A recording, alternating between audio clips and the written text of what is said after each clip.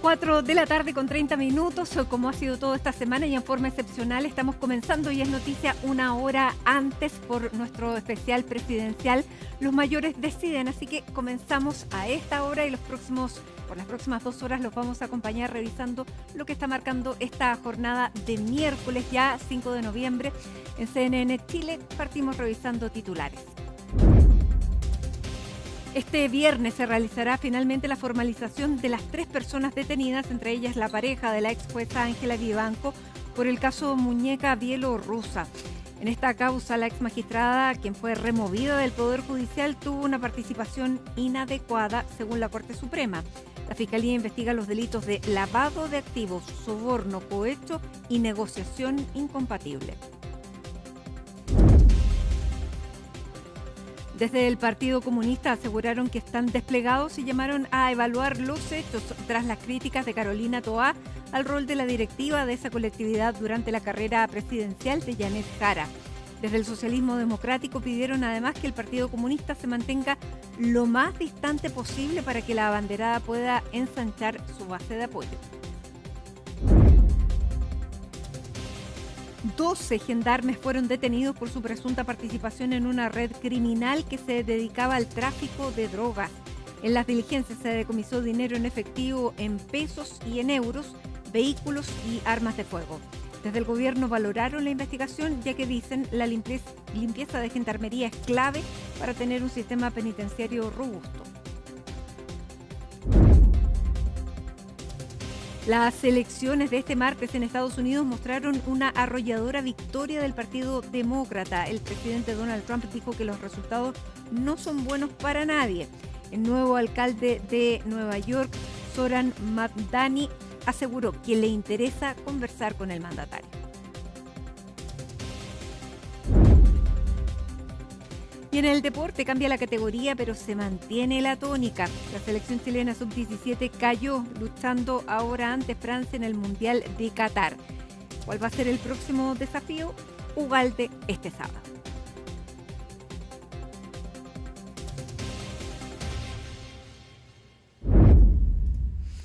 Y comenzamos Hoy es Noticia con una información que les dábamos a conocer la tarde de ayer, porque 3 personas se fueron detenidas en el marco de la investigación de la trama llamada La Muñeca Bielorrusa.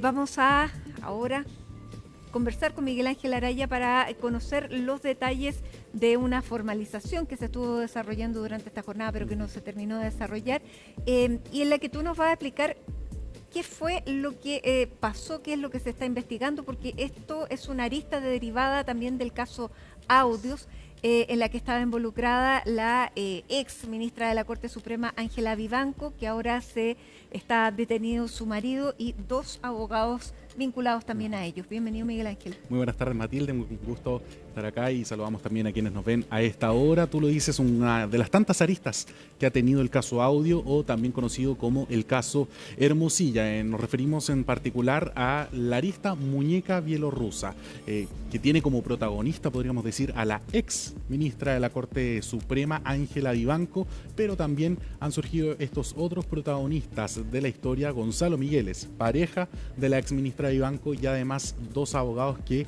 representaban a esta empresa, un consorcio mejor, porque es una empresa chilena, pero además una empresa bielorrusa. Ya, por eso se llama la trama bielorrusa. La trama bielorrusa, exactamente. ¿Cuál es el consorcio? Es el consorcio Movitech Velas, Velas Movitech. Velas es la empresa chilena y por el otro lado tenemos a Movitech con la empresa bielorrusa. Se forma un consorcio y ellos eran una empresa contratista de Codelco.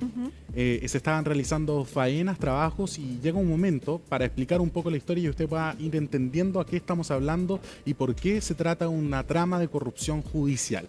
Había una impugnación entre la empresa Codelco y esta empresa bielorrusa, este consorcio, donde habían rescindido el contrato por demoras en los trabajos. Incluso en las faenas hubo un trabajador fallecido y por eso Codelco decide rescindir de este contrato. Y hacer valer la garantía. Exactamente. Y esta impugnación llega hasta la Corte de Apelaciones de Copiapó. Este es el primer tribunal que revisa el caso. de esta discusión que se generó entre ambas empresas, la estatal y la chilena. garantía eran $20 millones. 20 millones que tenía de dólares. que pagar esta empresa bielorrusa a Codelco. Por no haber cumplido con el contrato y haber superado el tiempo con el que se le había firmado este contrato. Bueno, ¿qué fue lo que decidió la Corte de Apelaciones de Copiapó? Darle el favor a Codelco. Ellos consideraron, los ministros de aquel tribunal, que Codelco estaba en su derecho de hacer la reclamación y que de hecho la empresa debía responder con estos 20 millones de dólares. Sin embargo, como lo sabemos, hay oportunidades de apelación y por lo tanto la empresa bielorrusa apeló esto a la Corte Suprema. ¿Cuál fue la sala que le tocó ver este caso? La tercera sala del máximo tribunal. ¿Cuándo? Cuando estaba conformada, entre otros ministros, por la ex ministra Ángela Vivanco. ¿Quiénes eran los abogados de esta empresa? Los abogados, uno de ellos es Mario Vargas y otro abogado de apellido Lagos. Ellos eran los que estaban representando los intereses de la empresa bielorrusa. ¿Qué pasa? Mario Vargas y Ángela Vivanco tendrían una relación bastante estrecha. Mario Vargas es un abogado muy conocido de la plaza. De hecho, si lo llevamos a algunas de los últimos casos judiciales importantes, él estaba como interviniente en el caso Achifar, en Farmacias Populares, donde está como imputado y acusado Daniel Jau, el exalcalde de Recoleta. Bueno, ¿qué pasó con el abogado Mario Vargas? Aparentemente él, Gonzalo Migueles, pareja de Ángela Vivanco, y el otro abogado Lagos habrían realizado intervenciones, solicitudes para ir beneficiando la causa de esta empresa del consorcio bielorruso. Para que la tercera sala quedara integrada por la ministra Vivanco, que falla a favor entonces de la empresa. Exactamente, e incluso se le da un tratamiento muy rápido la sala a la revisión de este caso. En 6 días había un fallo, una resolución, y eso es lo que llama la atención, y ahí se empiezan a surgir estas dudas sobre si hubo algún tipo de irregularidad, porque llamaba mucho la atención entre los abogados que una causa que llegara a la Suprema luego de una apelación se demorara tan solo en 6 días en ser revisada y puesta en tabla. ¿A quién se responsabiliza de aquello? A la exministra Ángela Vivanco, que durante un tiempo estuvo a cargo entonces de la tercera sala. Ella, a pesar de todo esto, no está como una de las personas que está detenidas, porque... pero además hay un tema bien importante, porque no solamente se les, entre comillas, hacía el favor, sino que había pagos. Había pagos. Y eso es lo que se está investigando por parte del Ministerio Público. Todavía no conocemos el detalle de cuánto se pagaba, de qué manera se pagaba. Sin embargo, esperamos conocer aquellos antecedentes ya una vez en la audiencia pública que se celebrará el próximo día viernes. Claro, porque no solamente, y ahí hay que decirlo, la empresa bielorrusa no solamente consigue revertir el fallo, sino que además de no pagar, ellos recibir $25 millones por parte de Codelco. Son 20 millones de dólares que era el pago que Codelco estaba exigiendo de la empresa bielorrusa, y se le agregaron 5 millones de dólares más por el tratamiento judicial que tuvo la causa. Exactamente. Entonces, Codelco incluso es una de las partes querellantes en este caso. Hoy día hablábamos con el abogado y ellos se consideran una víctima de lo que fue esta corrupción judicial. Hay que hablar de que estamos hablando de una empresa, si es que no la más importante en cuanto a los ingresos que se generan como país. Es la empresa estatal del país. Y nosotros son 25 millones de dólares. Exactamente. Entonces acá estamos hablando de mucho dinero. Y bueno, lo que les contábamos, vamos a ver si el día viernes en esta audiencia de formalización conocemos mayores antecedentes respecto de si hubo pagos a Gonzalo Migueles, si hubo pagos a la ministra Vivanco, qué rol cumplían los abogados Vargas y Lagos para poder realizar estos favores y acelerar finalmente la causa y que terminaran fallando a favor de la causa del consorcio bielorruso. Así que lo que conocemos hoy es que estos imputados iban a ser formalizados y se le hizo el control de detención, iba a ser formalizados, pero sus defensas solicitaron un aumento del plazo. ¿Por qué? Porque consideraron que para ejercer una debida defensa ellos tenían que tener acceso a la carpeta investigativa, la cual se encontraba en reserva hasta hace 15 minutos antes de que comenzara la audiencia de hoy. Y por lo tanto... Y tiene 14 tomos. 14 tomos. Las páginas todavía no las sabemos, pero 14 tomos. Imagínense que un tomo es como de este tamaño. Entonces son muchos antecedentes los que van a tener que revisar los abogados defensores, los abogados querellantes incluso, porque acá la única que tenía acceso completo a la carpeta era precisamente la Fiscalía Regional de los Lagos, encabezada por la fiscal Gloria Bitberg. Ahora, hay varias otras personas que también aparecen en esta trama de la muñeca bielorrusa, porque el dinero que aparentemente se habría pagado fue a través de terceros. Hubo una triangulación además en la que estarían involucrados notarios o conservadores. Hay conservadores de Puente Alto y de Chillán, si no me equivoco, son los dos conservadores que incluso se realizaron allanamientos por parte de las policías y también del Ministerio Público con el fin de recopilar la mayor cantidad de antecedentes, junto a las detenciones que se realizaron el día de ayer, que no fueron detenciones como tal, fueron la entrega voluntaria de los imputados que llegaron hasta dependencias del OS7 de Carabineros. Hubo un allanamiento también entre medio, no estaba Gonzalo Miguel en el momento que se hace el allanamiento y por eso él termina entregándose a las autoridades, pero fue parte de lo que se vio ayer. Encontraron dinero en efectivo. Bolsas con dineros y de hecho algunos billetes dólares, así que todo eso es parte de lo que el Ministerio Público va a tener que entregar como antecedentes el día viernes cuando sean formalizados por 4 delitos. ¿Cuáles son los ilícitos que se están hablando en esta causa? Cohecho y soborno. Son dos caras de una misma moneda, porque si cometo un soborno necesito tener un cohechado, porque se hace entre un funcionario público y alguien privado. Bueno, esos 2 delitos. Negociación incompatible y también lavado de activos, porque se dice que acá puede haber dinero que no estaba siendo debidamente, digamos, declarado, que finalmente ese es el delito de lavado de activos, pero en fin, los detalles los conoceremos el día viernes luego de que fuese suspendida entonces esta audiencia. Los invito a pasar a escuchar las declaraciones de uno de los abogados defensores de uno de los imputados. Nos referimos a Mario Vargas. Su abogado se refirió a esto, señaló por qué ellos solicitaron que la audiencia fuera reprogramada y así poder estudiar los antecedentes que el Ministerio Público tiene en esta carpeta investigativa. Pasemos a escuchar aquellas declaraciones.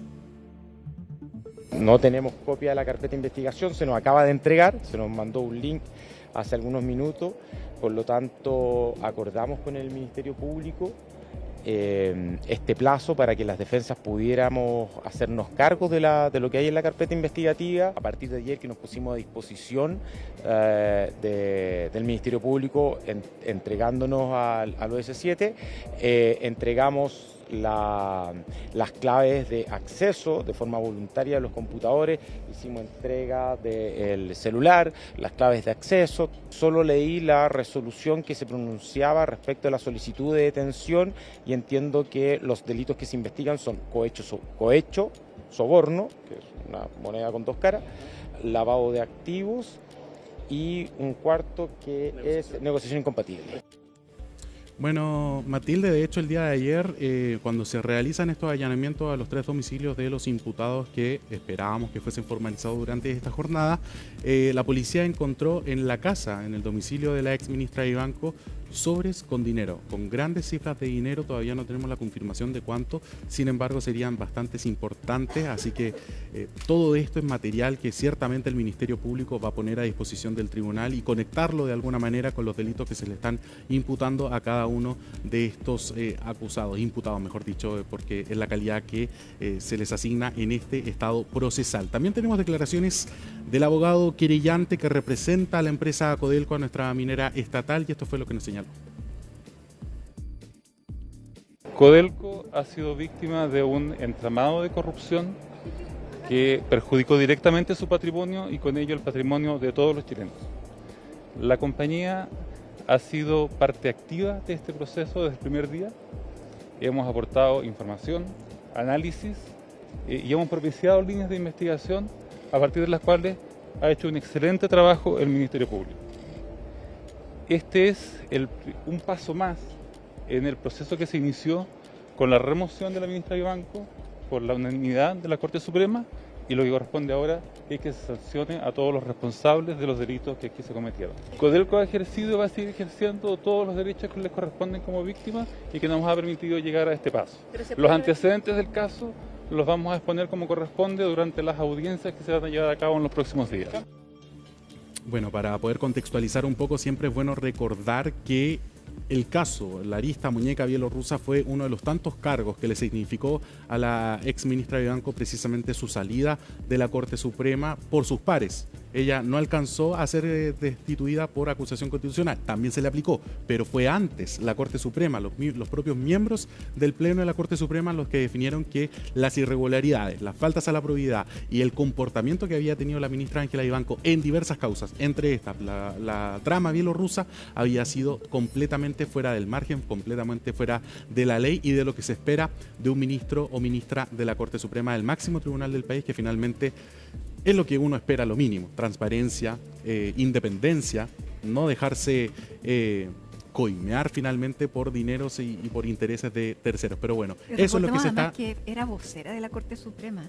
Vocera que finalmente después es, podríamos decir, removida de su cargo de vocera porque le gustaba hablar harto a la ministra Claro, Vivanco. Por el caso de las ISAPRES. Exactamente. Bueno, esas son, son parte de algunas de las aristas que han estado rodeando a la exministra Vivanco. También tenemos declaraciones precisamente del ministro de Justicia, Jaime Gajardo, refiriéndose a la importancia de este caso, a la importancia de que se conozca la verdad, considerando que estamos hablando de poderes del Estado bastante importantes como lo son la Corte Suprema. En este caso, como en otros, pero sobre todo en este, que involucra a una ex ministra de la Corte Suprema, uno esperaría que la investigación sea lo más rápida, lo más clara, lo más oportuna posible, porque la confianza de la ciudadanía en el sistema judicial se da también porque las instituciones funcionen a tiempo y puedan entregarle a la ciudadanía claridad de lo que ocurrió con estos casos. Nosotros tenemos un poder judicial que es íntegro, tenemos un poder judicial que funciona, que respalda a su ciudadanía, y lo que tenemos que trabajar es en que todos estos casos sean debidamente sancionados. En los casos en los que hubiera corrupción se sancione a los responsables. Bueno, esas son las reacciones entonces que deja esta primera jornada, que finalmente fue una fallida jornada porque no se pudo realizar ninguna. Simplemente lo que se alcanzó a incidentar en la audiencia fue justamente el acceso a la prensa. Y para el día viernes, aparentemente, la prensa no va a poder tener acceso a la audiencia, solamente lo podremos escuchar y conocer a través de la transmisión que realizará el Poder Judicial. Nosotros vamos a estar ahí ciertamente para poder conversar con los abogados, con Fiscalía, que hoy, cabe señalar, Carmen Gloria Bitber no quiso conversar con la prensa. El Ministerio Público no tomó voz en esta audiencia de hoy, así que bueno, habrá que esperar el día viernes para ver cuáles son los antecedentes que tiene el Ministerio Público para vincular a cada uno de estos imputados con los delitos que se le están acusando. Bien, muchísimas gracias, Miguel Ángel. Seguimos atentos, por cierto, a este caso, 17.000 millones de pesos que perdió Codelco. Bueno, los tendrá que recuperar. En algún momento. En algún momento. Bien, muchísimas gracias. Nosotros hacemos un alto a esta hora de la tarde en Hoy es Noticia con imágenes de Santiago, sector oriente de la capital. Cielos despejados, 25 grados en la temperatura a esta hora, pero atención porque esto debiera cambiar dentro de las próximas horas. Para mañana se esperan incluso precipitaciones sobre la capital. Ya regresamos con más.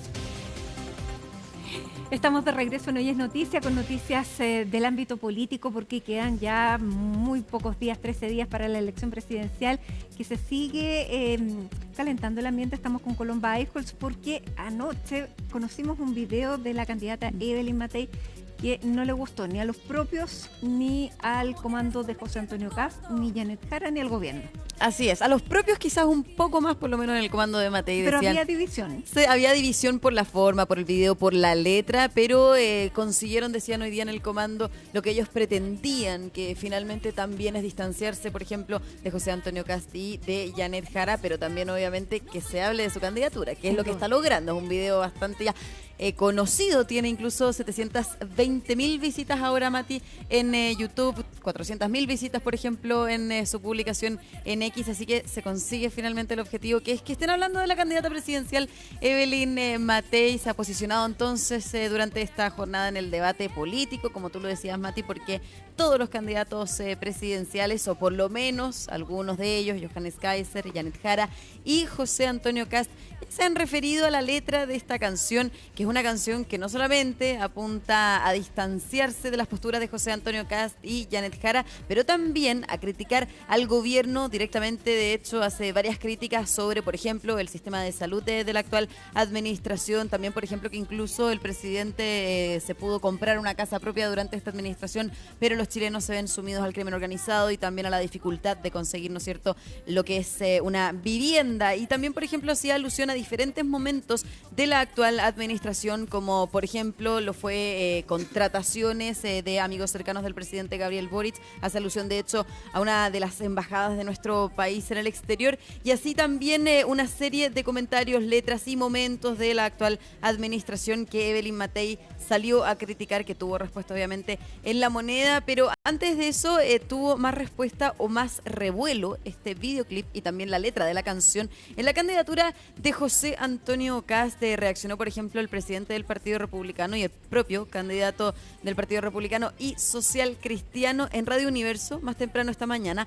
¿Por qué? Porque la letra apunta directamente a José Antonio Kast. Dice: un buen presidente no puede presentar solo un plan de emergencia, haciendo alusión claramente, ¿no es cierto?, al candidato José Antonio Kast. Y dice, bueno, se tiene que tener un proyecto, un líder contundente, tiene que tener un proyecto a futuro antes solucionando los problemas del presente. Y eso, claro, no cayó bien en el Partido Republicano. Lo cierto es que decían que hay que aunar fuerzas. Ya estamos a pocas semanas, a menos de 2 semanas de la elección presidencial, pero a pocas semanas de que todo el sector de la oposición eventualmente se tenga que coordinar tras una candidatura, que en este caso podría ser Evelyn Matei, podría ser José Antonio Kast, Johannes Kaiser, Franco Parisi, como ellos mismos los han dicho, pero que justamente estos comentarios, estas canciones no aportan en ese sentido. Y José Antonio Kast, de hecho, había dicho hoy día en Radio Universo que ayer por la noche, cuando se publica este video, él lo vio, lo escuchó, lo encontró fome. Encontró que la música era mala, porque dijo que él los invitaba a escuchar la música de él, porque era mucho mejor. Bueno. Vamos a pasar a revisar esas declaraciones del candidato. Primero decirle que la canción es mala, que se metan al disco Kast, que van a tener una canción diaria y se van a entretener como locos. Hasta mis hijos, que no son políticos, me dicen: ¡ay, que está buena la música! ¿Quiénes son los creativos? ¿Y el fondo de la crítica? Mala. Yo creo que cometió un tremendo error. O sea, lamento que haya caído en esto. ¿Rompe a 12 código días. Evelyn Matei con esto? ¿Rompe código Evelyn Matei con esto? O sea, creo que se hace un daño ella misma, y le hace un daño a una posibilidad real de que es derrotar en primera vuelta a la candidata de la izquierda del Partido Comunista de la Continuidad. Es que se equivoca. Totalmente. Y lo lamento. Nosotros le hemos dicho, yo le he planteado a todas las personas que me colaboran en el equipo, a los dos partidos, que no enganchemos con esto. Es como enganchar con el presidente de la República en lo que está haciendo hoy día. Bueno, fome ahí decía José Antonio Kast que finalmente, y hablando más sobre las estrategias políticas, el candidato decía que Evelyn Matei lo que debería hacer es apuntar a, por ejemplo, las falencias que tuvo, en su opinión, la candidata presidencial Janet Jara ocupando el cargo de ministra del Trabajo, ya que Evelyn Matei también ocupó el mismo cargo, así que podía ser, por ejemplo, una buena estrategia para distanciarse de las posturas que tiene la oposición con Janet Jara, que es lo mismo que ya viene haciendo por un buen tiempo el candidato José Antonio Kast. Ha también dicho en varias ocasiones que Janet Jara es la candidata de la continuidad, y es lo mismo que ahora también Evelyn Matei dice en reiteradas ocasiones en esta canción. Ahora, ¿a qué público le está hablando Evelyn Matei? Porque por el lenguaje, por la música, apunta a este público, este lector joven, que es el que, de acuerdo a las encuestas, estaba muy alejado de su candidatura. Lo consigue, ¿por qué lo hace en medio de esos containers? ¿Se dio alguna explicación un poco más de la estrategia? Salió ahora al comando, por ejemplo, Paula Daza, vocera del comando, decía que fue, además de la grabación de la canción, del mensaje que querían entregar, fue una buena instancia también para que Evelyn Matei pudiera conversar con los jóvenes, y justamente como tú lo señalabas, Mati, es ahí una generación débil para la candidata Evelyn Matei. Dicen que lo consiguió porque los jóvenes, efectivamente, al usar todo el tiempo las redes sociales, muchas veces incluso para informarse, tener, por ejemplo, este video en TikTok, lo que puede ser X, YouTube, da más visualizaciones, y con eso también los jóvenes van conociendo un poco más este lado de la candidata. Paula Daza decía: ya aprendimos, había que soltarnos quizás. Pucha, pero faltan 13. Faltan poco tiempo. Pero tuvo esto también reacciones de la candidata Janet Jara, como decía, finalmente a la abanderada del oficialismo. Lo que pretende hacer esta canción es vincularla con el actual gobierno. Dice también en varias ocasiones en esta canción que es la candidata de la continuidad, del mismo mensaje que ha entregado José Antonio Kast. Estaba nuestra colega Macarena Román, de hecho, hoy día en un punto de prensa con Janet Jara. Janet Jara dijo que no había visto el video y es por eso que ahí Macas le mostró justamente la Maca el video a la candidata, así que pasemos también a revisar el momento cuando la candidata ve ese video y los comentarios posteriores que vinieron luego de ello. No, claramente no es Jara. Es lo primero que voy a decir. Y claramente yo no soy Matei. Yo tengo en mi perspectiva de gobierno la centralidad puesta no en disputarme un sector político como lo está haciendo Kast, Kaiser y Matei, sino que pensar en el bienestar de los chilenos. La derecha chilena está en una disputa por quién conduce al sector. Viene autodestructivamente, mostrando nula capacidad de gobernabilidad y ponerse de acuerdo. Por el contrario, la alianza que a mí me toca encabezar está pensando en cómo resolvemos los problemas de las chilenas y los chilenos. Así que lamentablemente no he tenido tiempo de ver el video, aunque no puedo negar que ya me está entrando el bichito.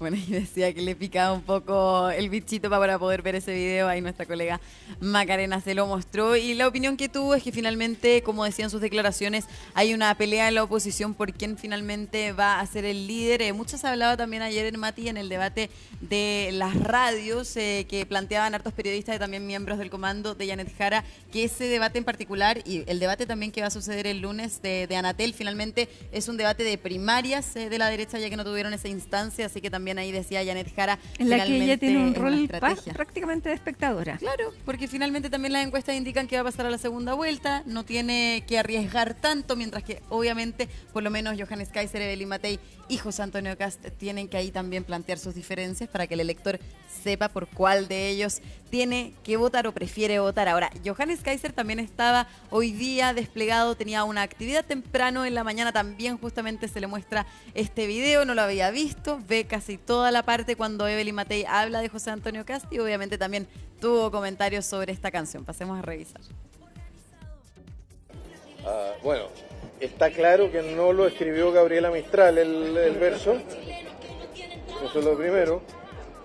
En segundo lugar, yo soy más de metal, no necesariamente de este tema. Yo personalmente no es de mi gusto, pero tendrá su mercado. Bueno, a mí me cae muy bien, Evelyn, tengo buenas relaciones con José Antonio, evidentemente que ahí hay un cruce, pero creo que los únicos extremistas aquí efectivamente es Jara. Su gobierno, la gente que la respalda, su partido es un partido profundamente extremista y creo que no debiese equipararse, no debiese caer en el error, no debiese equipararse a José Antonio con una organización como el Partido Comunista que incluso fue financiada por Chávez. No. Igual veíamos risas de Johannes Kaiser al principio con este video. Sí, bueno, sí, tampoco es tan grave. Ahora, coincido con él, Gabriela Mistral no escribió. No, bueno, y nos preguntábamos también que quizás puede haber sido la inteligencia artificial. Hay que preguntar de todas maneras porque había poca rima. Pero la inteligencia artificial, créeme que da la rima.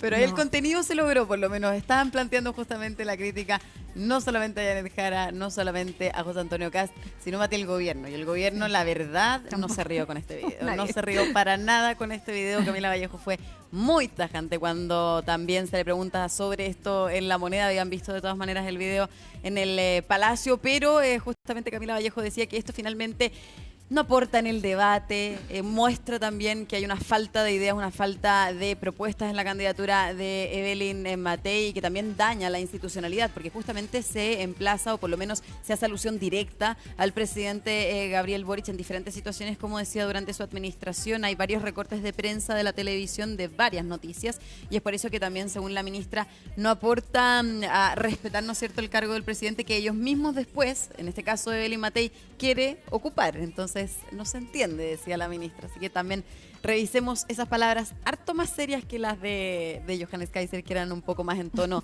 de risa. Más allá del video, creo que el llamado que hemos hecho como gobierno hace bastante rato es afrontar el debate electoral, el debate público, democrático, de la manera más respetuosa posible, con un nivel mayor, ¿no? Las ofensas, los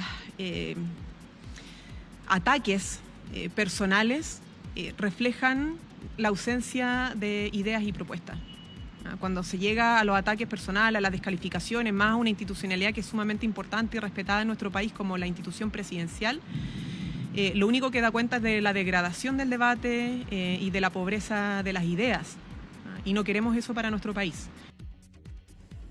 Un tono mucho más duro, decía, ¿no es cierto?, opuso la ministra vocera sobre este video por claramente las críticas que están también en esta canción. Dura aproximadamente 3 minutos y tiene harto contenido, Mati, como lo decíamos, que es lo que también quieren proyectar desde el comando de Evelyn Matei. No solamente críticas, también propuestas de la candidata presidencial que van justamente unidas a las críticas. Por ejemplo, en materia de vivienda y casa propia, critica al presidente que también pudo adquirir una casa propia durante esta administración, pero también ahí une ese tema con la propuesta que ella tiene en esa materia. Ahora también decía, por ejemplo, en una actividad de La Moneda durante esta jornada, el diputado de Renovación Nacional, Diego Chalper, que justamente, Mati, la idea que tenía el comando es apuntar, ¿no es cierto?, a los jóvenes, y también decía que es un ambiente de la candidata que se le puede ver más distendida, más relajada, y apuntando obviamente a ese público. Así que también revisemos las declaraciones del diputado. Yo creo que Evelyn Matei está hablando de 3 cosas que son relevantes. Primero, que hay que mirar para adelante. Yo le aliento a todos a que no nos entorpezcamos de las cosas que no nos unan. Segundo, hay que contarle al país cuáles son los atributos que uno tiene para comandar y para dirigir el país. Y lo tercero que yo le diría es que hay un esfuerzo genuino de Evelyn Matei de hablarle a los sectores jóvenes que desafortunadamente muchas veces están bastante tentados a votar por la izquierda radical porque no encuentran una expresión de derecha que los entusiasme. Y por lo tanto, yo veo en eso un esfuerzo genuino de Evelyn Matei que creo que va en dirección de apuntar a esos públicos y a los sectores jóvenes del país. Yo la verdad que en esto entiendo que la política tiene que ver también con marcar las diferencias. Nosotros vamos a pelear siempre con la izquierda en aquellas cosas que le hacen mal al país. Bueno, apuntar a los jóvenes, algo que de todas maneras, Mati, por ejemplo, el candidato José Antonio Cast ha hecho bastante bien, no solamente en esta candidatura. Obviamente la construcción, la afiliación con los jóvenes es difícil, es un trabajo que hay que ir haciendo en las candidaturas. José Antonio Cast la hizo con mayor énfasis en la candidatura pasada. Recordemos que también hacía videos más bien divertidos en TikTok con sus hijos, y es algo que también hoy día trata de hacer Evelyn Matei para también poder, como decía el diputado Diego Chalper, poder obtener ese voto de los jóvenes que ahí está todavía en disputa. Claro, podría haber interactuado un poco. Sí, un poco serio. Bailado. No, Paula no sé. Daza decía que justamente los bailarines querían que Evelyn bailara, sacara los pasos, pero costó. Sí. No, bueno, está bien. Pero bueno, ha dado que hablar. No supimos por qué lo quiso hacer en el puerto con containers, no. No supimos el motivo, la verdad, no se me ocurrió preguntar. Voy a preguntar en el comando por qué la locación, pero de todas maneras ahí se nota que los bailarines jóvenes y también la letra era intencionada. Bien, Colomba, muchísimas gracias. Pero vamos a seguir hablando de este tema y de otros también con el diputado y jefe de bancada de Renovación Nacional, Frank Sauerbaum. ¿Cómo está, diputado? Muy buenas tardes. Hola, muy bien, buenas tardes. Acá en Chillán con mucho calor, pero ya, bien. Sí, lo vemos ahí coloradito. Diputado, ¿vio este video? Sí, claro, sí, lo vimos temprano. Ya, ¿qué le pareció? Cuénteme. Mira, me parece que Evelyn Matei con este video llega al mundo, ¿cierto?, más joven, a quienes hoy día están liderando este mundo de los géneros urbanos a través de la música. Me parece que es muy innovador y legítimo que lo haga. A mí me parece muy atractivo también el formato. Yo creo que hace bien también en hablarle en otros públicos, porque Evelyn Matei siempre se ha destacado por su seriedad, por el programa de gobierno, por los equipos, y también hay un poco también que chasconearse, ¿cierto?, para que los jóvenes entiendan que ellos también tienen cabida en este programa de gobierno que es tan valioso para Chile. Ya, y en esa misma línea, diputado, ¿no se llega un poco tarde con esta estrategia?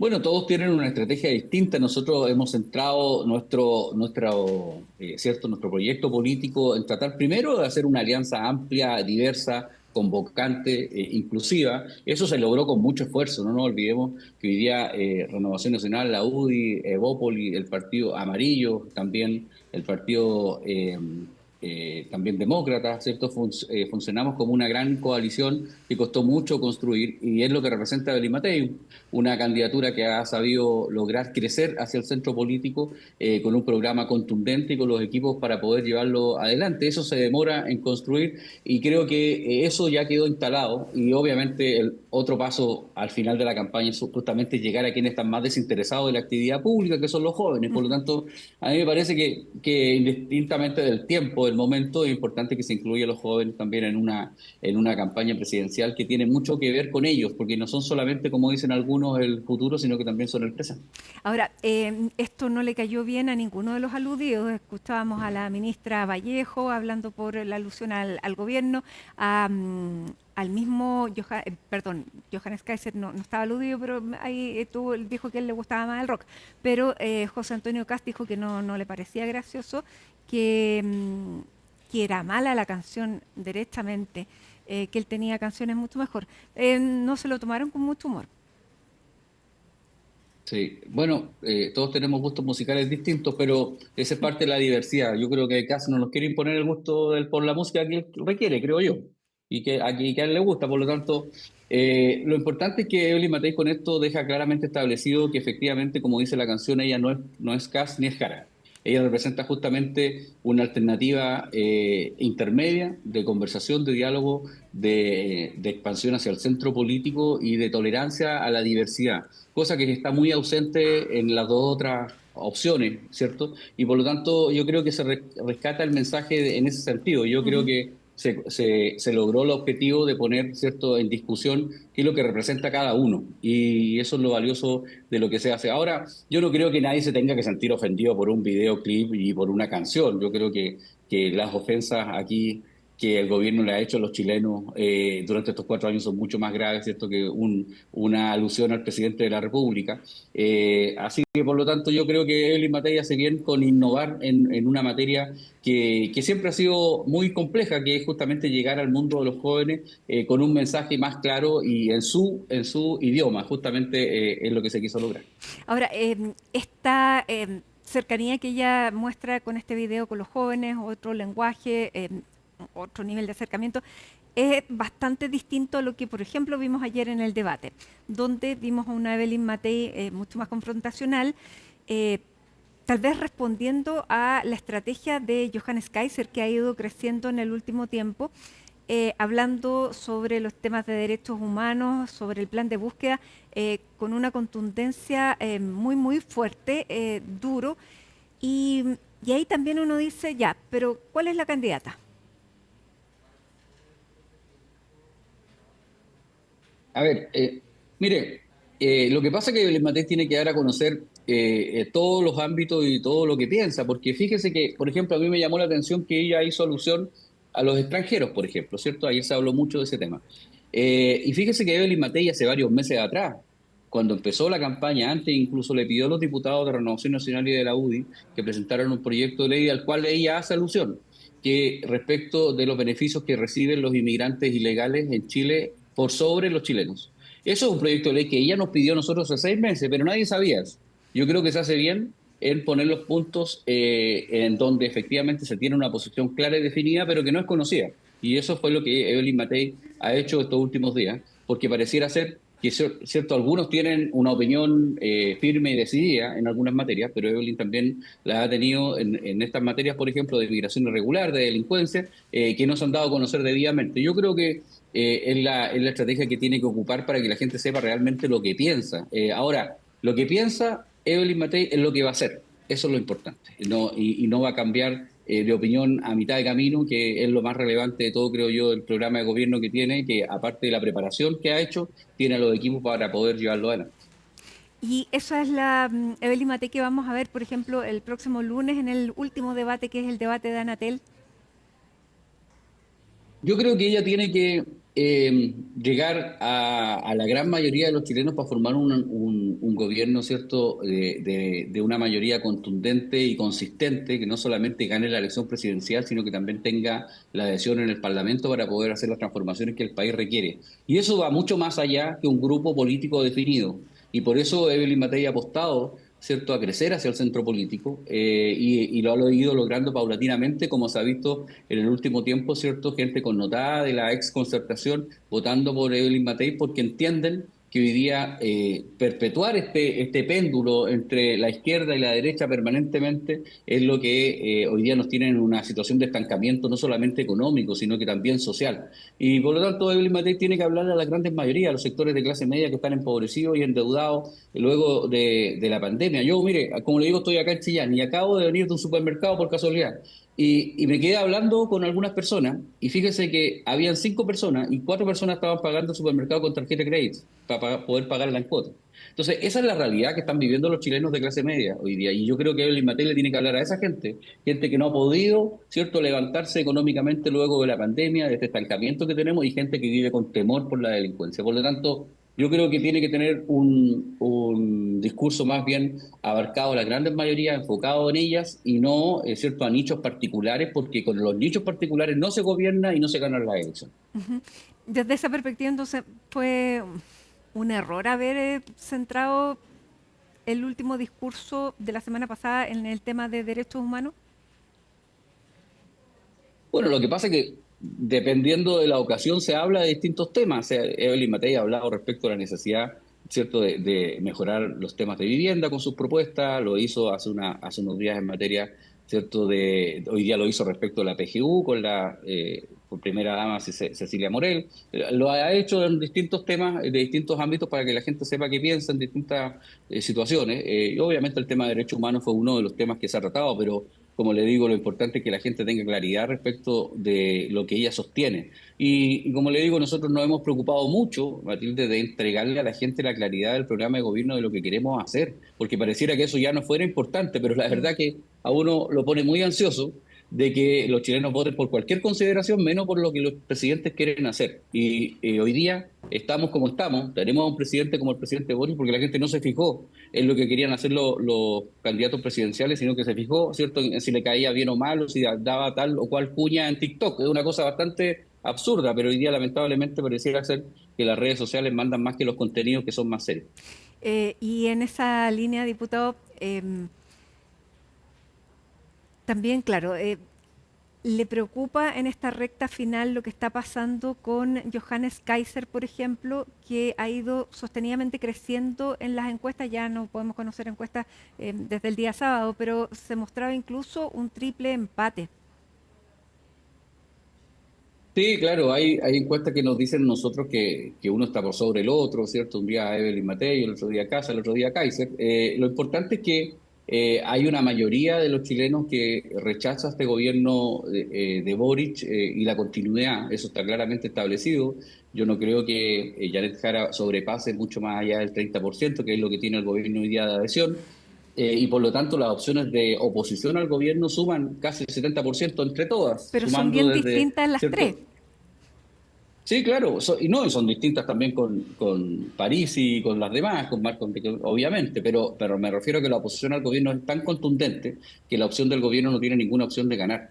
Lo importante es que nosotros estemos claros que el objetivo es sacar a Chile del estancamiento de la situación, ¿cierto?, económica que tenemos, y también la situación de delincuencia y de inmigración irregular que hoy día nos tiene absolutamente estancados y detenidos. Ese es el objetivo. Ahora, el que pasa a segunda vuelta, que nosotros esperamos que sea Evelyn Matei, yo espero también que ellos tengan la grandeza, ¿cierto?, de apoyarnos y también nos aporten no solamente con los votos, porque eso es una cosa, pero que nos aporten con los contenidos.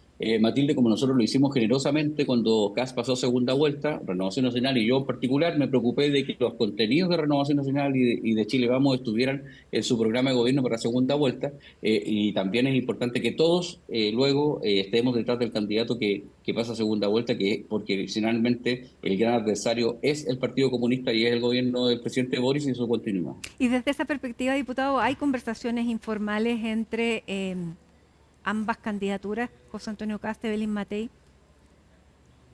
No, yo creo que no es el momento todavía de hacerlo. Cada uno tiene el legítimo derecho de pasar a segunda vuelta y nosotros vamos a hacer el esfuerzo hasta el último día porque creemos que es lo mejor para Chile. Luego de eso ya habrá tiempo, ¿cierto?, para que se sienten a conversar las primeras mayorías. Y yo espero que no solamente las primeras mayorías, estén todos. Aquí hay 3 candidatos de centro derecha que a nosotros nos representan y por lo tanto esperamos que el que pase tenga el apoyo de los otros dos y podamos hacer un gran bloque que le dé sostenibilidad política y social también a un gobierno que va a requerir mucho apoyo, no solamente parlamentario, sino que social también para poder hacer las transformaciones que la gente está pidiendo. Usted sabe que nosotros, por ejemplo, estamos en plena discusión del presupuesto. La situación económica del país para el próximo año es brutal. O sea, yo no sé si los chilenos están conscientes de la gravedad de los números que hoy día el gobierno le va a heredar a la próxima administración y eso vamos a tener que hacer un gran acuerdo social para que la gente sepa en qué situación estamos y podamos gobernar, ¿cierto?, con tranquilidad por lo menos los primeros meses y el primer año para poder hacer los cambios que se requieren. Claro, pero por eso es importante que entre estos 3 comandos y 3 visiones de la derecha puedan conversar, porque no fue posible hacer una primaria. Hoy día veíamos a Cristian Labé, el diputado, que decía que no iban a ceder ni 1 milímetro si fuera Johannes Kaiser el que pasaba a segunda vuelta. Se hace difícil. ¿Cómo lo ve usted? ¿De quién se sentiría más cercano entre esas 2 opciones? A ver, mire, nosotros trabajamos en el Parlamento con los diputados del sector indistintamente. Es Ya, cosa pero de ver lo que se han hemos hecho opuesto estos días. sistemáticamente a todos, tanto republicanos como el diputado Johannes Kaiser. Sí, pero fíjese que nosotros tenemos ahí una buena relación que hemos construido de confianza también, que es muy relevante entre distintos parlamentarios de los distintos partidos. Yo, por ejemplo, soy compañero de la B en la Comisión de Trabajo, soy compañero de Romero, de Republicano, en la Comisión de Hacienda, y trabajamos codo a codo, tenemos posiciones muy similares y por lo tanto yo siento que no va a haber una diferencia insalvable, ¿cierto?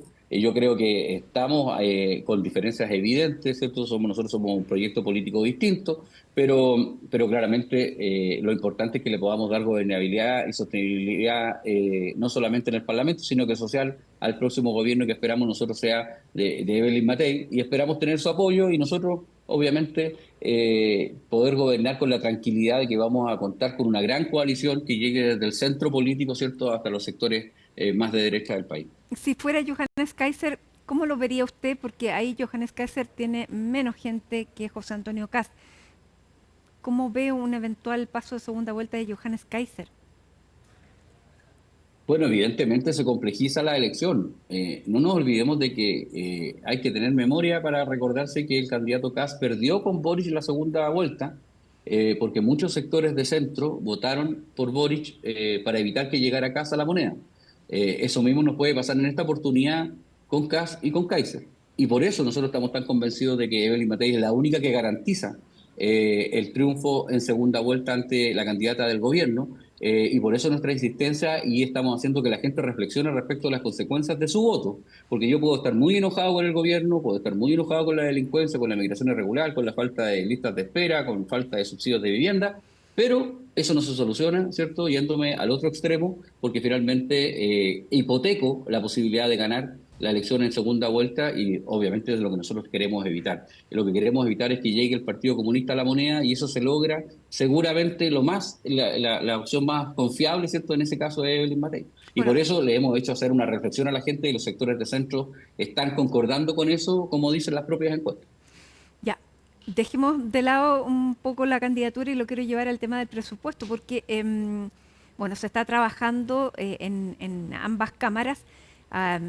Luego que hubiera este traspié en la comisión mixta, que no se aprobara ninguna de las partidas. ¿Qué es lo que viene ahora? Porque hay 3 condiciones que se le está poniendo al gobierno. ¿Cuáles son esas condiciones para aprobar el presupuesto? Mire, nosotros tuvimos una reunión ayer con el ministro Grau, con la directora de presupuesto y con la ministra Lobos. También estaba la subsecretaria de Hacienda, estábamos los jefes de bancada de los diputados. Y le pusimos condiciones que son súper claras y le entregamos un documento, que es el documento que elaboró Renovación Nacional, para ponerle algunas condiciones. Primero, que haya una clara definición de cuáles son las proyecciones de gasto, o sea, perdón, las proyecciones de ingresos durante el año 2026, pero también que nos hagan una serie de información respecto a los ingresos proyectados efectivos del año 2023, 2024, 2025, y también respecto de la nueva proyección de ingresos para el año 2026, porque ¿sabe cuál es el problema? El problema es que todos estos cambios que del año 2026 lo hicimos en base a números equivocados del 2025, porque el 2025 hicimos una serie de proyecciones de ingresos que no se cumplieron. Entonces el gobierno los empezó a cambiar en el camino y sobre esos cambios se construyó el presupuesto 2026, por lo tanto tiene una serie de errores ya.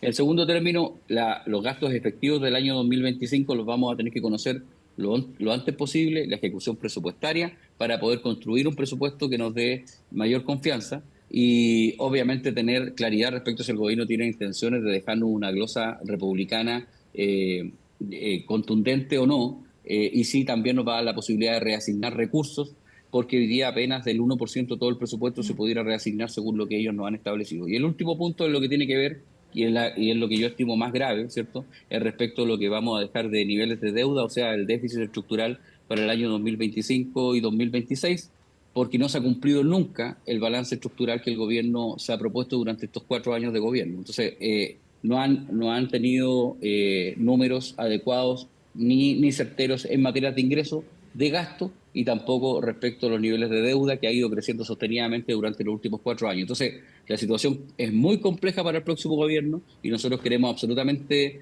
claridad para no comprometer gastos que no vamos a poder cumplir, sobre todo a los más necesitados, Matilde. De eso se trata, porque la gente puede que no entienda yo lo que yo estoy diciendo en términos generales, pero cuando la gente vaya a pedir el subsidio habitacional, cuando vaya a pedir el pavimento del camino, cuando vaya a pedir la operación de cadera, le van a decir, sabe que no tenemos recursos, y esos recursos tienen que estar disponibles si nosotros nos comprometemos a que estén.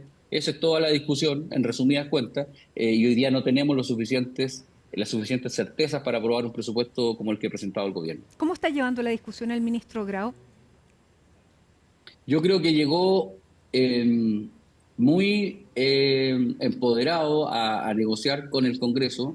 Él creyó que seguramente iba a ser mucho más fácil pasar este presupuesto y él creyó que estábamos jugando un póker, que estábamos blufeando, como lo dijo él, pero se encontró con que en realidad lo que le estábamos diciendo era lo que realmente pensábamos, y que estábamos disponibles para rechazar un presupuesto que no tenía ninguna certeza respecto a sus ingresos y sus niveles de gasto y los niveles de deuda que nos van a dejar. Pero Matilde, si resulta absurdo lo que ha pasado en este presupuesto, el hecho de que no tengan reajustado, por ejemplo, los salarios de los trabajadores del subtítulo 21, y nos digan que esa plata está provisionada en la ley de presupuesto y nosotros revisamos los números ahí mismo delante de ellos y simplemente esos números no nos cuadran. Bueno, porque dicen que también tienen que negociar primero el reajuste con esos empleados.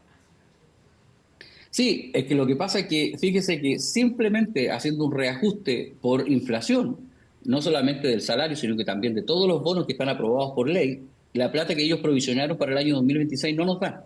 Entonces, hay preguntas tan evidentes como esa que el gobierno no ha sabido responder. Entonces, nosotros esperamos que después de la conversación de ayer, de antes de ayer y de la semana pasada, de aquí al viernes nos puedan contestar. Ahora, se va a votar antes de la elección presidencial, porque las elecciones, y ahí también, claro, lo dijo el ministro Grau, pero no hay que ser un gran genio para saber que una elección presidencial obviamente que tensiona los debates. Es mejor votarla después de la elección.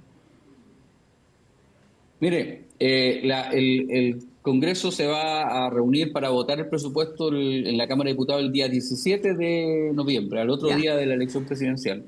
Y nosotros conversamos con el gobierno, como le digo, el día de ayer y llegamos a un acuerdo de que ellos van a recibir todas nuestras recomendaciones de glosas y de indicaciones de lo que queramos hacer con el presupuesto hasta el día viernes, en la noche, a las 12 de la noche, para que ellos puedan presentar las indicaciones el día miércoles que viene, porque es el acuerdo que llegamos a la Cámara de Diputados, porque si no tampoco lo podrían hacer. Ellos tienen que reponer todos los recursos con las glosas que nosotros les vamos a proponer.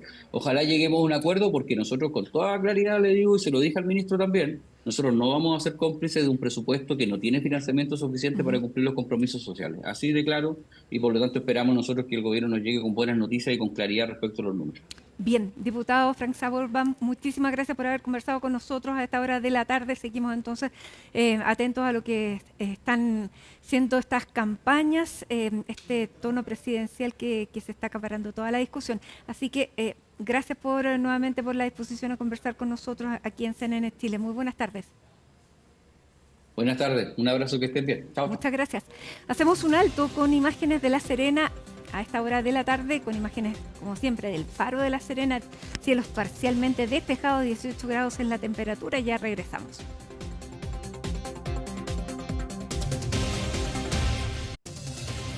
Estamos de regreso en Hoy es Noticia junto a Macarena Román, porque vamos a seguir hablando de política, pero ahora de el oficialismo. Ayer tuvieron esta comida de camaradería en el restaurante Divertimento y un costado del Cerro San Cristóbal, y llegó Carolina Toá, quien tuvo cuestionamientos al rol que ha tenido el Partido Comunista, sobre todo al inicio de la campaña de Janet Jara. Y claro, vamos a ver qué fue lo que se respondió por parte del Partido Comunista y qué se logró también en esta comida de camaradería. ¿Cuál era el mensaje que se quería dar a conocer? Porque si bien ellos dicen que se reúnen permanentemente no estamos ahí cubriéndolo. Bienvenida, Maca. Hola, Mati, muy buenas tardes. Claro, y la asistencia permanente no es de más de 20 personas, ¿cierto? Y en esta ocasión sí hubo ese tipo de asistencia o ese número. Entre ellos, ustedes lo ven en imágenes, Sergio Vitar, Jaime Quintana, Carolina Toá, por supuesto, también algunos integrantes de su propio comando, Ricardo Solari, Elia Molina, diputada, entre otros. Fueron varias las personas que quisieron decir presente en esta actividad, que si bien no todos lo admitían, sí fuera de cámara, podríamos decir, confirmaron que fue en respuesta también a esta carta que firman integrantes de la ex Concertación en apoyo a Evelyn Matei. 100 personas, entre ellos René Cortázar, Garretón, también Jaime Rabinet, firmaron en respaldo de la candidata de Chile Vamos Amarillos y Demócratas, Evelyn Matei, y esta actividad entonces tiene ese objetivo, que la ex Concertación, dicen, y el socialismo democrático está fuertemente detrás de esta candidatura de Janet Jara. Por eso entonces es para mostrar la importancia. Cuadros, digamos, para mostrar equipo también.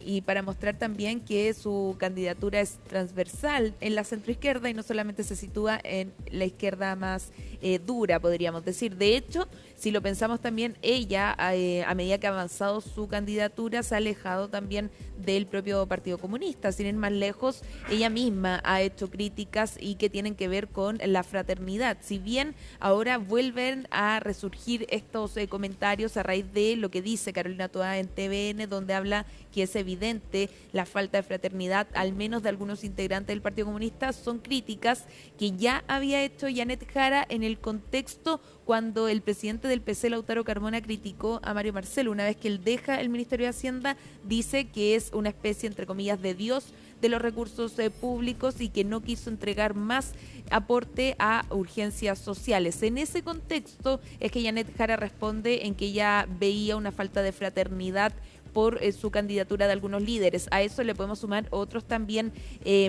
puntos críticos que han surgido a lo largo de esta candidatura. Por ejemplo, cuando Daniel Jadue adelanta que ella pudiese dejar su militancia del Partido Comunista, cuestión que después no pasó, pero que sí causó molestia al interior del comando. También cuando sale de una medida cautelar Daniel Jadue, y Lautaro Carmona dice que él espera que tome un rol más protagónico, ¿cierto?, en la campaña de Janet Jara.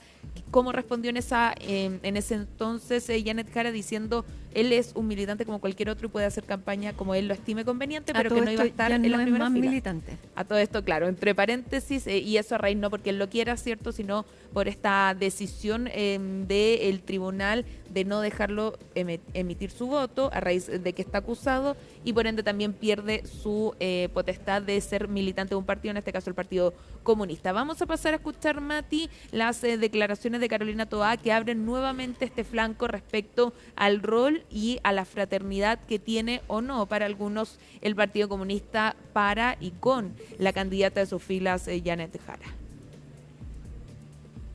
Janet Jara es la candidata de los sectores del socialismo democrático, la socialdemocracia, de todo el progresismo, del Partido Demócrata Cristiano, y lo es no porque ella lo diga, sino porque ganó una primaria, porque ha tomado elementos de ese ideario, los ha incorporado en su programa, ha mostrado un carácter y una independencia para actuar como candidata del sector y no de su partido, y que el Partido Comunista se tensione en esto, yo creo que es la prueba de cómo ella ha actuado con independencia y cómo se ha puesto al servicio de una cosa mucho más amplia que su partido. ¿Encuentra decepcionante la actitud que ha tenido la directiva del PC?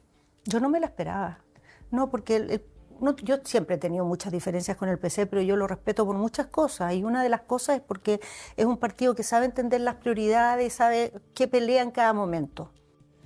Palabras que por supuesto trajeron repercusiones en cuanto al Partido Comunista, pero también de forma transversal. Se le pregunta, y más adelante lo vamos a revisar, a la propia candidata sobre estas opiniones, y ella dice, ella es libre de opinar, Carolina Toa, lo que estime conveniente, y yo mi opinión ya la he dado, ya lo decíamos y la detallábamos, que ella también en algún minuto habló de falta de fraternidad respecto a líderes del Partido Comunista. Por otro lado, también hay que recordar que si bien vemos imágenes bien amistosas, el respaldo de Carolina Toa hacia Janet Jara, en el marco de las primarias también hubo momentos de tensión, Mati. Hay que recordar, por ejemplo, cuando Carolina Toa en conversación con Mega dice que ella no apoyaría, o más bien apoyar, no es partidaria, ¿cierto?, de que en Chile gobierne el Partido Comunista. Palabras que calaron hondo en el oficialismo y justamente en este partido. Por otro lado, Janet Jara habló de una actitud autocomplaciente por parte de Carolina Toa en el minuto de hablar de seguridad. Decía, no son tus palabras, es tu actitud, Carolina le dijo en un debate en Radio Cooperativa. Eso, entre otras polémicas que se armaron entre ambas, que sin duda eran las dos cartas más fuertes de las primarias oficialistas. Sin embargo, esto se está intentando, o se dejó atrás por parte de ambas exministras para ya hablar de la primera vuelta presidencial, y Carolina Toa entregando su apoyo. Reaparece después de un mes y 2 semanas aproximadamente, porque el 17 de septiembre, Mati, ella aparece en el lanzamiento de campaña de Janet Jara, baila una cueca, para quienes no recuerdan, en el Bar Victoria, y entrega su respaldo oficial hacia esta candidata después de haber perdido ampliamente las primarias presidenciales. Reconoce Carolina Toa también que ella le ha costado nuevamente estar en la palestra de los medios de comunicación, porque dicen, todavía estoy viviendo el duelo de lo que significa haber perdido, y haber perdido de esa magnitud las primarias presidenciales. La reconoce como la peor derrota política de su vida. Más que cuando pierde el municipio de Santiago, de hecho. Y por otro lado también dice que ella no se va a integrar al comando, o al menos cerró de alguna forma la puerta para aquello, pero que sí va a estar más activa y más en más ocasiones participando en esta campaña de la propia Janet Jara. Pasemos a escuchar parte de las reacciones que trajeron las palabras de Carolina Toa en contra del Partido Comunista y de la falta que ella dice tiene de fraternidad este partido para su candidata.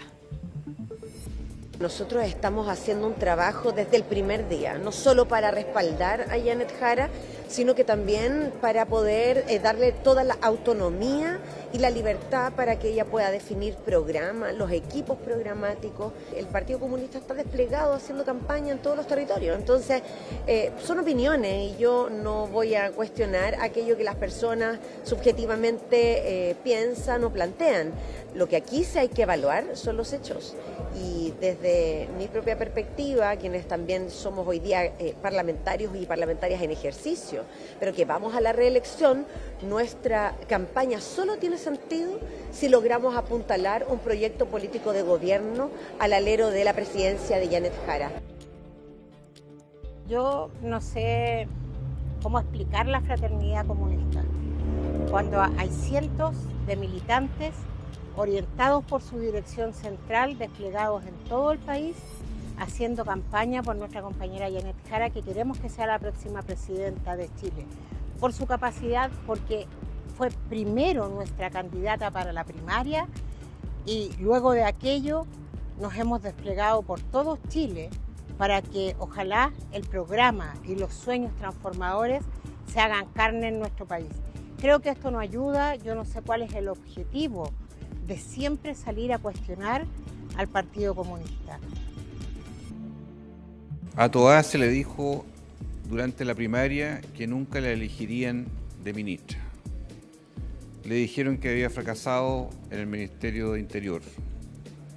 Después, a la candidata Jara, su partido le puso palos en las ruedas para que no funcionara y hubo desmentidos y descalificatorios a cada rato. Lo ideal sería que la actitud del Partido Comunista fuera distante de entrar en la controversia y en la polémica y permitiera que la candidatura de Jara siguiera adelante hacia la segunda vuelta con más fuerza y con el apoyo, como se está dando, del socialismo democrático, que es obviamente a todas luces la fuerza que puede permitirle abrir más espacio y ensanchar su base de apoyo de cara a la segunda vuelta, que es la más compleja. Bueno, dejan esquirlas las primarias. No fue tan, digamos, positivo, porque se habló mucho de que, bueno, claro, tuvo un efecto bastante importante para el oficialismo. Evelyn Matei comenzó a caer también en esa época, perdió visibilidad, pero tampoco es que sea, como dice el dicho, coser y cantar. No era miel sobre hojuelas este tema de la primaria. Y que solo como paréntesis, podría pasar lo mismo, ¿cierto?, una vez que pase la segunda vuelta con la oposición, donde también han estado bien dicho tensos, tantas cosas, claro. Y luego van a tener que respaldar obviamente la candidatura que pase a una eventual segunda vuelta. Volviendo al oficialismo, hubo respuesta también de parte de la candidata Janet Jara respecto a estas palabras de Carolina Toá.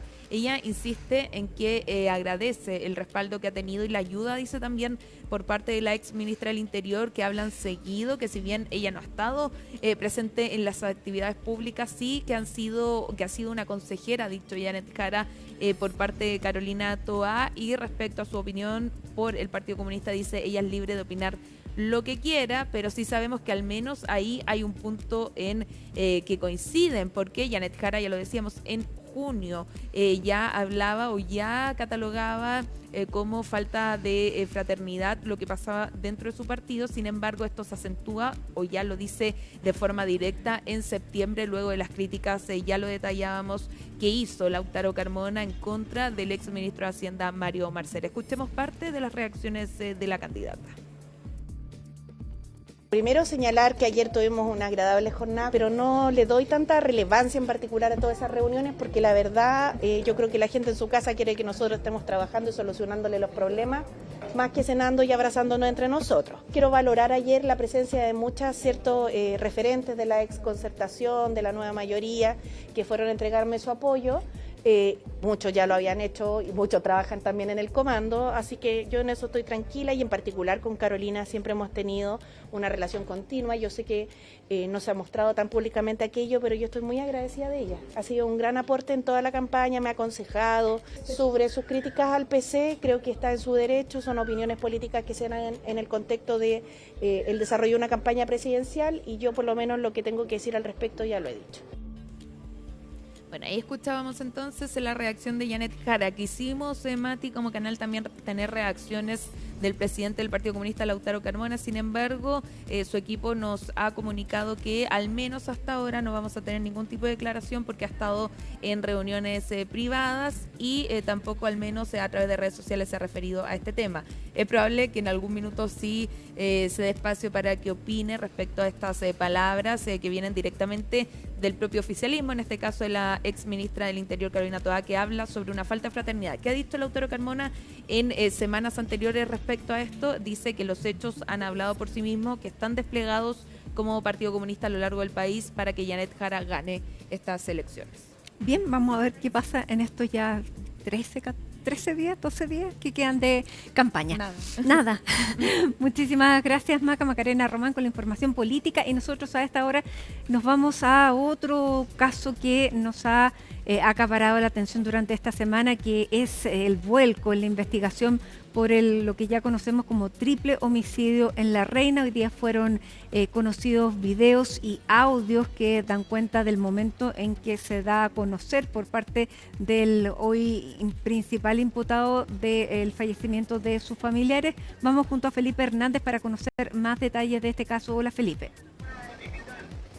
Hola Mati, ¿qué tal? Muy buenas tardes. Claro, porque han seguido conociéndose, tú lo mencionabas en la presentación, algunos antecedentes que han sido revelados y que fueron revelados ayer en la correspondiente audiencia de formalización de cargos en contra de Jorge Iván Ugalde Parragués, este hombre de 59 años, de profesión psicólogo, quien es sindicado por parte de la Fiscalía Metropolitana Oriente como el principal inculpado o el principal autor del crimen de Eduardo Cruzcoque y de sus dos hijos. Hablamos de dos mellizos, de una pareja de mellizos de ambos de 17 años. Un hecho que quedó reportado en la jornada del día sábado 18 de octubre a eso de las 3 de la tarde. Y nosotros hemos estado, obviamente, desplegados en diferentes puntos, porque si bien ustedes están viendo en imágenes los últimos registros que se han ido conociendo, que es el día de los hechos en el que ocurre esta situación, este crimen, y donde fueron encontrados por el personal de Carabineros al momento de llegar hasta el domicilio de La Cañada a la altura del 6600, allá en la comuna de La Reina. Personal de Carabineros llega hasta este domicilio y se encuentra con los cuerpos, uno de ellos en el patio trasero de la casa y los cuerpos de ambos menores en uno de los dormitorios que tenía este domicilio, uno de los 3 domicilios que tenía al interior de este terreno, ubicado justamente en la avenida La Cañada. Por esa misma razón es que fue en esa situación la de pido la disculpa porque estamos aquí muy atentos a la situación que está ocurriendo acá a las afueras de un domicilio en el cual ya les vamos a estar comentando algunos antecedentes. De hecho, no me voy a acercar porque nosotros estamos acá en la comuna de Las Condes, a las afueras de la casa de una amiga de Trinidad Cruzcoque, hermana de Eduardo Cruzcoque, pareja de, hablamos de Jorge Ugalde, y que está también en calidad de imputada, más no detenida. Ella es una de las inculpadas en este caso también y está justamente en esta condición. Hoy fue notificada después que la Policía de Investigaciones llegara hasta el domicilio de La Cañada, donde ella también reside y residía justamente con Jorge Ugalde antes de haber sido formalizado y estar cumpliendo este último prisión preventiva en Santiago 1. Bueno, acudieron funcionarios de la Policía de Investigaciones a notificarla de esta condición y la correspondiente citación a declarar. Y por eso es que en ese lugar no fue encontrada. Cuando se logra ubicar esta dirección, llega la Policía de Investigaciones hasta este lugar y es ahí donde se le notifica. Aquí es encontrada entonces y hasta ahora nosotros no hemos podido verla en el exterior de la casa, menos en la vía pública, pero sí han llegado algunos familiares, también algunas personas que son cercanas a la familia de los dueños de la casa. Hablamos de una de sus amigas, Helga Moller, que es justamente la persona que acompañaba a Trinidad Cruzcoque en Pichilemu, la jornada del día 18 de octubre. Ese día en que ocurre el crimen y queda conocido toda esta situación, bueno, ella no se encontraba en la casa en La Reina, estaba en la 6ª región, en la región de O'Higgins, en la ciudad de Pichilemu, compartiendo justamente con su amiga Helga Moller. Después de eso es que llegan a Santiago y por esa razón entonces es que solamente se le notificó y está en calidad de imputada, pero no detenida. ¿Por qué? Porque se está a la espera de hacer algunos análisis por parte de la Brigada de Homicidios de la Policía de Investigaciones para saber qué va a pasar procesalmente con ella en los próximos días, y por eso mismo también es muy importante la declaración que ella preste ante el Ministerio Público y la misma Policía de Investigaciones.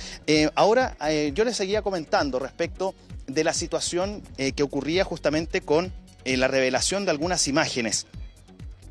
Y es justamente la imagen que ustedes van a ver a continuación, que es la caminata de Jorge Iván Ugalde Parragués el día 18 de octubre, un par de minutos después tan solo de que se había producido el crimen. él sale a pasear con su perro y con una bolsa que portaba, una bolsa de papel que tenía cosas en su interior. Lo cierto es que él hace un recorrido, llega hasta la intersección de La Cañada con Loreley en la comuna de La Reina, cruza la calle y es en ese lugar donde también cruza o corre el caudal del canal San Carlos. Esa bolsa termina siendo enviada por Jorge Ugalde hacia el canal San Carlos y hasta ahora no se ha podido encontrar.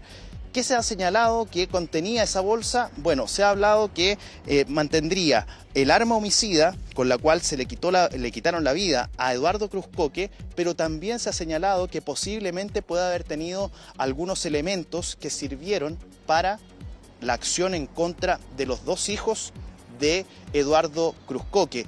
Es parte de la investigación que se está haciendo en torno a esta situación y hasta ahora esa bolsa no ha podido ser encontrada en el marco de las diligencias que está desarrollando la Policía de Investigaciones. Por otro lado, está esta situación, lo que ocurre al interior de la casa.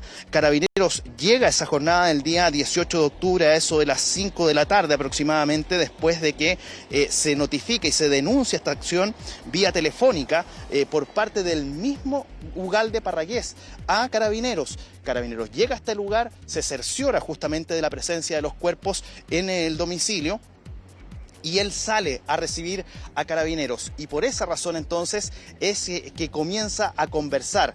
No sé si tenemos la chance de poder escuchar ese ambiente, pero es muy relevante y la frialdad que tiene justamente Jorge Ugalde Parragués al momento de conversar con Carabineros es justamente la situación que ocurre y el diálogo es de verdad muy impactante el nivel de frialdad que esta persona tiene con los funcionarios de Carabineros al momento de señalar, entre otras cosas, lo que para él había ocurrido, pese a que eso no había sido lo que ocurrió. No sé si me pueden afirmar si es que podemos o no escuchar parte de esa conversación entre Carabineros y Jorge Ugalde. Perfecto. Ahí está, entonces ustedes están revisando esa imagen en la que ingresa Carabineros hasta el domicilio. Hay que tener un resguardo ahí porque fue en ese trayecto, en ese tramo, donde Carabineros se cerciora justamente de la presencia de al menos uno de los cuerpos que estaban ahí en ese lugar ya fallecido. Y posterior a ello es que sale Jorge Ugalde Parragués desde la casa de atrás, que es donde él vive con su pareja, que es Trinidad Cruzcoque, la hermana de Eduardo Cruzcoque. Y es ahí donde conversa con Carabineros. Escuchemos justamente un poquito de esa conversación.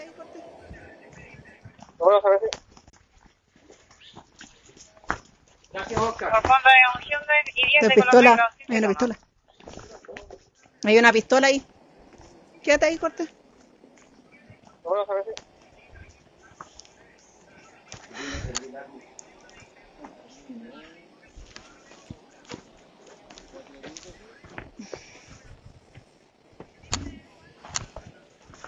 Permiso tengo para los dispositivos de la Lima Romeo, la aproximación al lugar, uso de casco balístico.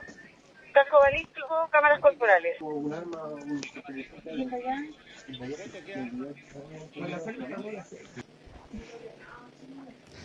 Ya, ahí está entonces parte de el registro de estas imágenes que fueron reveladas en la jornada del día de ayer en la audiencia de formalización de cargos en contra de Jorge Ugalde y que revelan justamente el momento en que llega Carabineros hasta este lugar y el posterior conversación que él sostiene con los funcionarios de Carabineros. Hasta ese minuto se hablaba de un presunto robo con homicidio, con resultado de homicidio en esta casa, pero luego las tesis llevaron a hablar de un presunto doble parricidio con posterior suicidio. Por eso es que en ese día, el 18 de octubre, habían estas dos líneas investigativas. Pero lo cierto es que con el pasar de los días y las declaraciones que han ido existiendo y el resto de las pericias, las diligencias que se fueron realizando, bueno, finalmente esto tuvo un vuelco y se lo contábamos el día lunes, se detiene a Jorge Ugalde a las 3 de la tarde desde el mismo domicilio en el cual él vive, que es el de La Cañada, y es llevado hasta las dependencias de la Brigada de Homicidio de la Policía de Investigaciones en la comuna de Ñuñoa. Luego de eso es que se produce en la jornada del día de ayer esta audiencia de formalización de cargos en la cual finalmente se le decreta la prisión preventiva y un plazo de investigación de 180 días.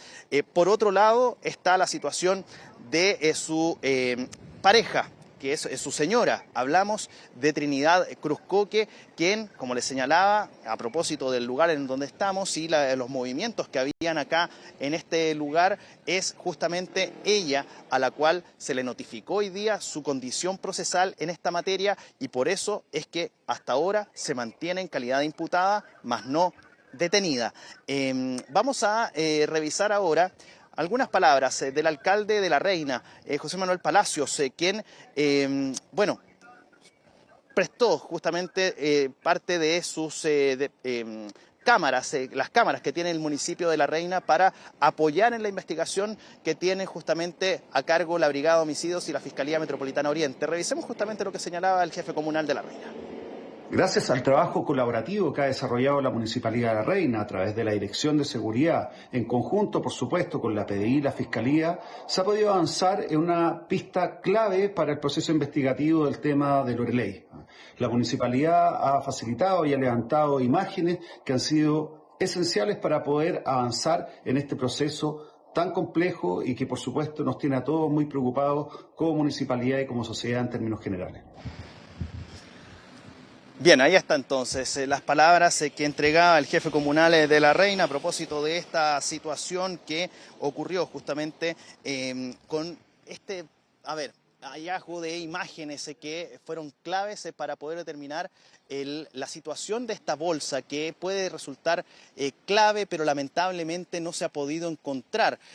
Lo que se señala, como les indicaba durante este despacho, el contenido de esta bolsa es probablemente donde existía la presencia del arma homicida que le quitó la vida o que fue usada para quitarle la vida a Eduardo Cruzcoque, y por otro lado está también la situación de los implementos que pudieron haber sido utilizados para también terminar con la vida de los hijos de Eduardo Cruzcoque, esta pareja de mellizos de 17 años y que fueron encontrados al interior de uno de los dormitorios de esta casa. ¿Hay más movimiento acá en este lugar? Bueno, voy a acercar un segundito. Disculpa, Trinidad está en el domicilio. ¿Cuál es has podido conversar con ella? Hola, gracias. ¿Está dentro? ¿Algo nuevo? ¿Está dentro de cuándo está? La casa? ¿Cómo lo ven como familia? ¿Cómo están anímicamente? Perfecto, No, es la situación que ha ocurrido durante toda esta jornada, Mati, señores televidentes, se los cuento.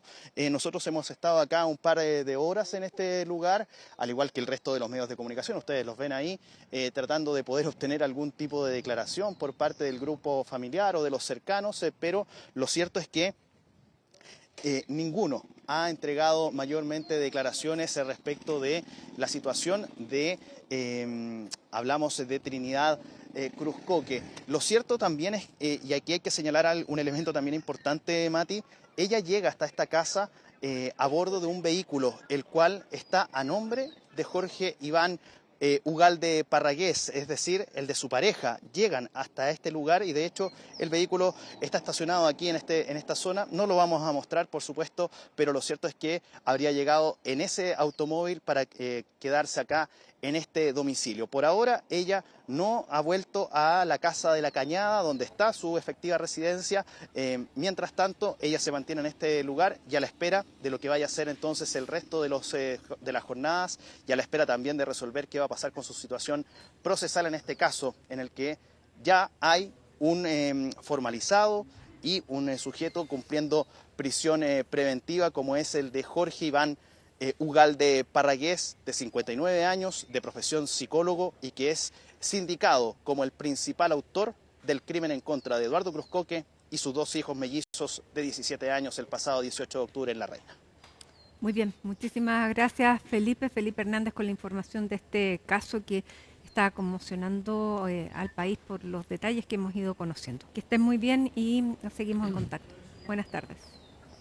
Que estén muy bien. Chao, chao. Llegamos al final de Hoy es Noticia. Recuerden que esta semana vamos una hora antes de 4:30 a 6:30 de la tarde. Gracias por habernos acompañado. Que tenga muy buenas tardes. Recuerde que ya a partir de mañana esperamos precipitaciones para la región metropolitana, incluso tormentas eléctricas mañana en la noche. A esta hora hay 23 grados. Que tenga una muy buena tarde.